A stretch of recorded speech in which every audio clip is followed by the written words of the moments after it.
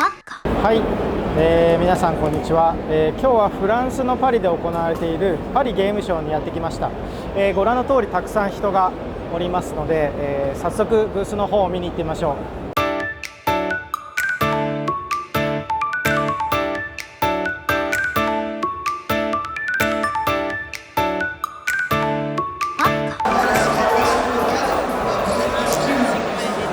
今回の動画はゲームの深掘りというよりはフランスならではのことをフォーカスしていきたいと思います。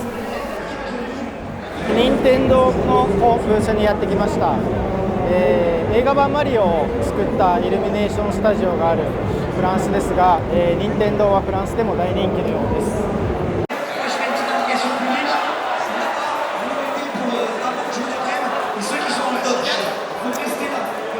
フランスで、ゲームショーを見てちょっと思ったんですけどね、なんか日本と違って、最新作並びたいっていうのもあるんですが、割と古いゲームとかでもみんな楽しんでいる様子でした。世界的にも大きなゲーム会社のユビソフトのブースにやってきました。たくさんの作品が並んでいますが、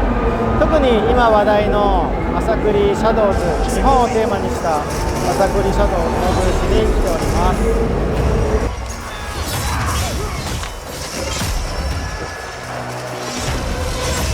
夏に行われたパリオリンピックですね、それに登場した主人公キャラが、朝栗へのなんじゃないかと言われるくらい、フランスを代表するゲーム会社、世界トップその売り上げの会社です。Enzo, ça va Enzo? Bien, installe-toi Enzo. T'as déjà joué au jeu? Ouais, t'as déjà joué au jeu? Super, parfait. Tu l'as.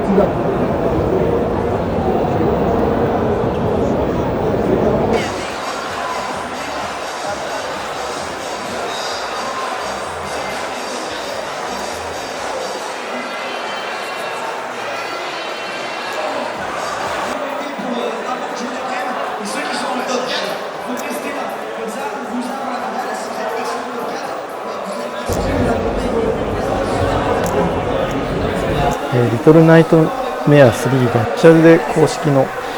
スプレキャラとかになったりして、すごく可愛いブースになっていまし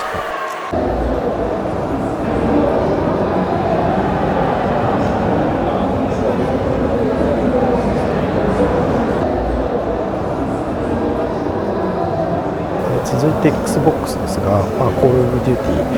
すごい台数のプレイヤーが並んでいました。バンダイナムコ太鼓の達人ですね。すごく楽しそうに遊んでいたのと、その前に居酒屋ブースを作っていて、皆さん楽しそうに遊んでいました。ソニックの新作、やはり大変話題になってました。プレイヤーの皆さんがすごく楽しそうに遊んでいました。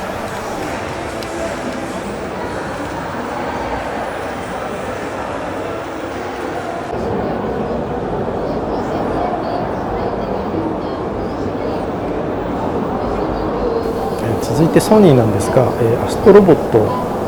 会場全体至るところでアストロボットのキャラ自体の、装飾ですとか、あとゲームプレイですね、本当に今回一番目立つようなアピールをしていたかと思います。これを作っているチーム遊びですね、東京を拠点にして、ただフランス色が強いチーム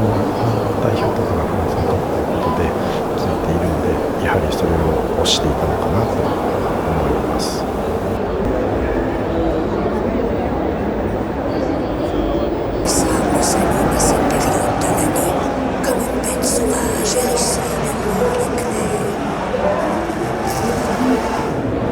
はい、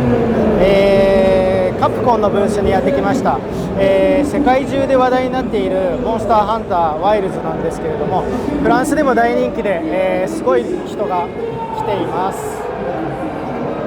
カプコンのモンハンワイルズ、めちゃめちゃ盛り上がっていて、すごい行列ができていて、とっても盛り上がっていました。やはりフランスだとインタラクティブにその場で盛り上げる人と、オーディエンスがすごい一緒になって盛り上がってるっていうのは、やっぱり日本のですね、違月というよりは、まあ、さらにかなりアクティブな、ビジネスが多いのかなっていう印象です。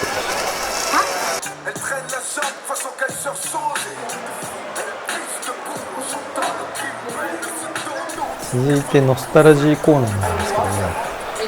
これすごく面白いなと思ったのが、まず初代から歴代のモンハンの全てが置かれていたりですとか、初代からのプレステなども置いてあって、そのゲームを遊べるようになっていて、しかもそこにたくさん人がいて、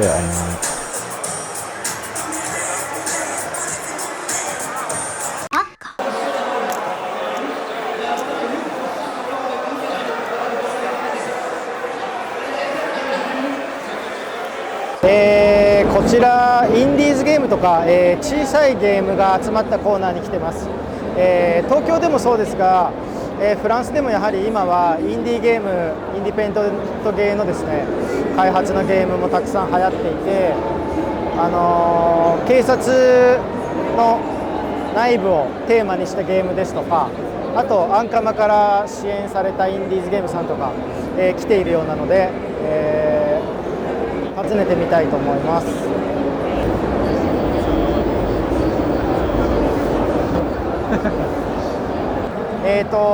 フランスの、インディーズゲームメーカーさんにお話を聞きに来ました。ちょっとお話を伺ってみたいと思います。Enchanté. Bonjour. Bonjour. Donc, vous pouvez expliquer en fait un peu ce que vous faites sur ce jeu-là en fait. Alors ici on est sur le stand de Maliki Poison of the Past, qui est un RPG dans l'univers de Maliki. Donc Maliki c'est un webcomic qui existe depuis presque 20 ans en France. D'accord. En fait on suit les aventures d'un personnage qui s'appelle Maliki, qui est un peu en couleur qui parle de sa vie de tous les jours, et en fait à travers ça l'auteur a développé tout un univers avec une galerie de personnages très attachants, etc. Il y a eu plusieurs BD qui sont sortis en France, des romans, etc. Et donc maintenant il y a environ 2 ans, il a voulu se lancer en jeu vidéo. Il avait envie de faire un RPG parce qu'il est fan de ce genre de jeu, que ce soit Final Fantasy, Chrono Trigger, ce genre de jeu. Et donc il a monté une structure pour créer ce projet qui s'appelle donc Maliki Poison of the Past, qui est donc un RPG au tour par tour, avec une composante un peu farming écologique, et donc tout ça dans une aventure temporelle. Donc c'est beaucoup de choses, c'est un univers riche, et qu'on essaye de rendre maintenant accessible à un nouveau public à travers un nouveau personnage qui est le héros du jeu, qui s'appelle Sam, qu'on a créé spécialement pour le jeu, et qui permet en fait aux nouveaux arrivants de découvrir cet univers, ces personnages, etc. sans être complètement dépassés par tout ce qui existe jusque-là. Et d'approfondir ça à travers ce jeu-là. C'est du RPG tour par tour avec un petit twist où on peut agir sur le tour de chaque personnage, on va dire, influer sur l'ordre des tours, avec des mécaniques toujours basées sur la manipulation temporelle, parce que c'est l'univers du jeu. Ensuite, sur l'aspect aventure, on va voyager dans le temps pour découvrir un peu le passé de Maliki et essayer de comprendre un peu qu'est-ce qui se passe, pourquoi est-ce que on se fait attaquer donc par l'antagoniste du jeu qui s'appelle Poison, qui est une espèce d'entité à mi-chemin entre quelque chose genre une espèce de plante spatio-temporelle qui voyage dans le temps et qui envahit les époques. Donc on essaie de comprendre un peu tout ça. Et donc voilà. D'accord. Et le studio, en fait... Oui, je n'ai pas précisé. Le studio s'appelle Blue Banshee, et donc c'est un tout nouveau studio où on est à peu près une quinzaine de personnes. Ouais. C'est notre premier jeu, donc D'accord. on ambitionne d'en faire d'autres, évidemment. Ouais. Et voilà, et donc là, on présente le jeu sur le salon, sur le Paris Games Week. Il est jouable pour la première fois. Et on a prévu de le sortir début d'année prochaine, 2025. D'accord. Sur PC et Switch. Voilà. Bon courage et merci beaucoup pour... N'hésitez pas à wishlist le jeu. Bonne journée. ありがとうございます。フランスのチャンネルにアルテというですね、アートをメインにしたテレビ局があるんですけども、そこが支援しているインディーゲームのコーナーが、とても面白かったです。この作品は特に、作者2人が2人だけで10年かけて作っているというすごく作家色の強い作品となっていました。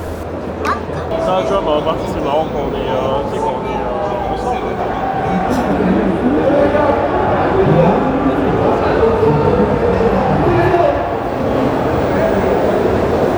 はい、インディーゲームコーナーなんですけども、フランスの警察とコラボレーションした、警察の、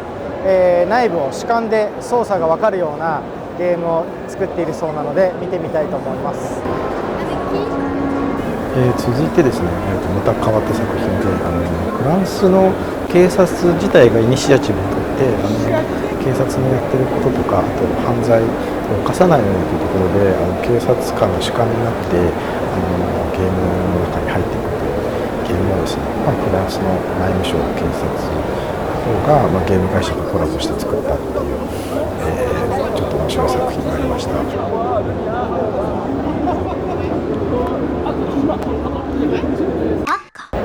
ちょっと休憩でおにぎりが売っていたので買いに行ったんですけど、最近日本に関するフランスでのイベントでおにぎりごというですねブースをよく見かけますが、今パリは空前のおにぎりブームです。そして日本食だけじゃなく、フィギュアアニメグッズなど本当に人気で、いろんな日本に関係あるイベントには必ず出店しているようです。はい、こちら日本の漫画コーナーができているので、ちょっと見に行ってみたいと思います。Voilà, que ce soit les animés, la culture, enfin, tout ce qui va avec. D'accord. Et par exemple, jeux vidéo, qu'est-ce que vous aimez en fait? Final Fantasy Alors, au niveau des jeux vidéo, j'aime beaucoup Final Fantasy, il y a Kingdom Hearts aussi, Bayonetta. D'accord. Et Zelda. Après jeux vidéo, en fait, vous aimez aussi manga, animation aussi? Oui, j'aime beaucoup les mangas aussi, les animés, oui. Donc, j'ai beaucoup aimé les produits dérivés. Les produits dérivés, alors tout ce qui est figurines, d'accord. tout ce qui est les marchandises par rapport à l'effigie des animés. Oui. Il y a aussi les stands de manga et aussi la stand avec la nourriture. D'accord. 北川マリンのコスプレをしていたインフルエンサーのチズネットさんと会ったので写真を一緒に撮ってもらいました。はい、今フランスの専門学校はですね、世界的に VFX アニメーションともに、世界一に近いと言われるほど、レベルが高いということで注目されているんですが、ゲームに関しても、レベルの高い学校が集まっていまして、こちらのゲームショーにもたくさんの学校が集まっています。2030年計画というのを打ち出しておりまして、2030年までにエンタメをフランスの普通産業にするということで学校にもどんどん支援していくという話を伺っております。それでパリだけでなく、漫画の街アングレームなどからも学校がたくさん来ていました。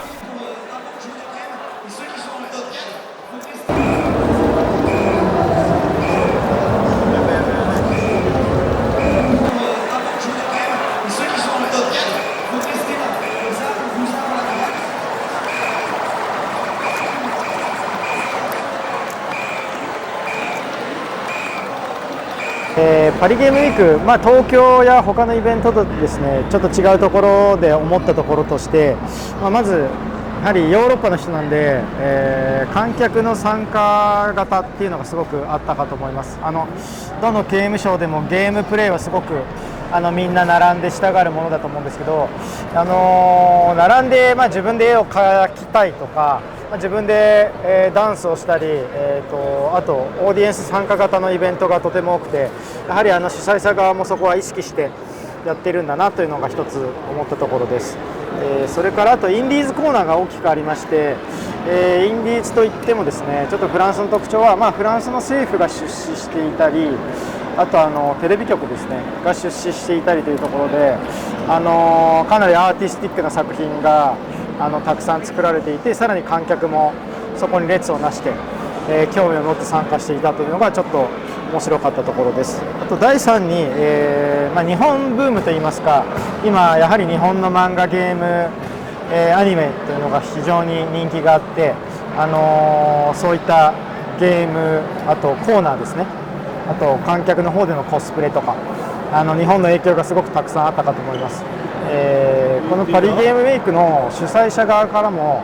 日本にもっと参加してほしいというところで、私たちも来年以降ブースを出さないかというふうに言われておりますので、日本の方でですね、もし何らかの形でパリゲームウィーク参加したいという方がいらっしゃいましたら、ぜひご連絡いただければと思います。それでは今回も、ご視聴ありがとうございました。ありがとうございます。